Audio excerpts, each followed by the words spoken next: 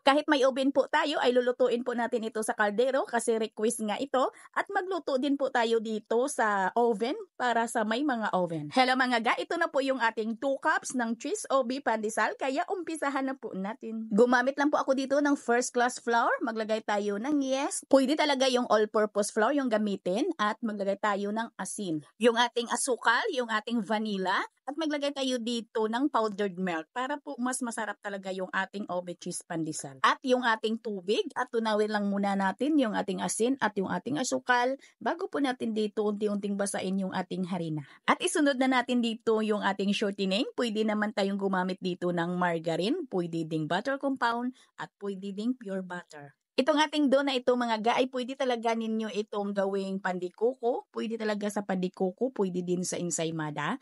Pero ngayon ay ube cheese pandesal po tayo, kaya maglagay po tayo dito ng ube flavor. Bali yung ginamit ko dito na ube flavor ay yung powder lang at tinunaw ko lang yan sa tubig. At masahin lang po natin ito ng mga 10 minutes hanggang sa mapakinis natin yung ating dough. Mga ga, kung matagal ka na yung aking followers ay nakikita mo na yung gawa natin dito na pangmaramihan. Nasa ating page lang. Medyo lusaw pa yung kulay niya mga ga, kaya ay mag-add po ako dito ng ube violet food coloring. Sigurado naman ako na ang tinapay na ito ay marami na po itong nakakaalam, pero siyempre nga request po kaya pagbigyan po natin. Siyempre pag may time lang din naman tayo mag-video ay gagawin po talaga natin yung request. At 2 cups lang po ito at naka-upload na po tayo nito ng marami yung pangnegosyo.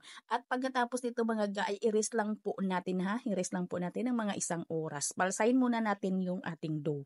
Kung gagawa naman kayo dito ng medyo marami dito, ay dublihin nyo lang po yung ating recipe. At after 1 hour ay maalsa na po yung ating dough. Kuhanin lang po natin yung huluhangin ng ating dough. At pwede na po natin itong putulin at para mas mahigpit po ito, i-cut lang po natin at idiin po natin at i-roll. Saka po natin putulin para maging mahigpit po talaga.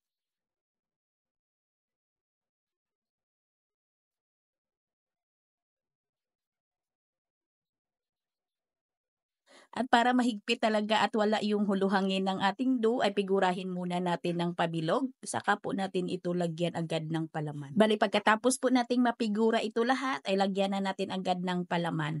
At ipalubog po natin ito sa ginawa po nating bread powder or yung mga tinapay na mga toasted na dinurog po natin ng pino at saka sinala. At gumamit lang po ako dito ng ordinary cheese lang.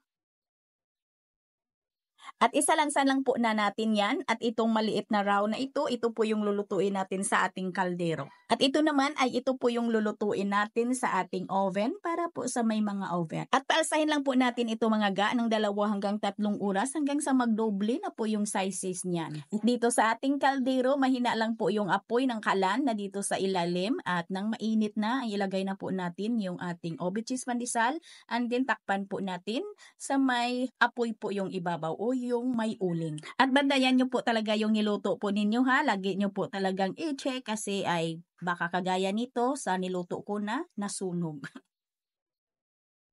At ito naman yung niluto natin mga ga sa ating oven. Ayan, hindi pa nabidyuhan ay kinain na yung 2. O ayan mga ga, madali lang po talagang gawin. Sana nagustuhan po ninyo yung ating video ngayon. Magkita-kita po tayong muli. Ito pong inyong Kainday. Maraming salamat at bye-bye.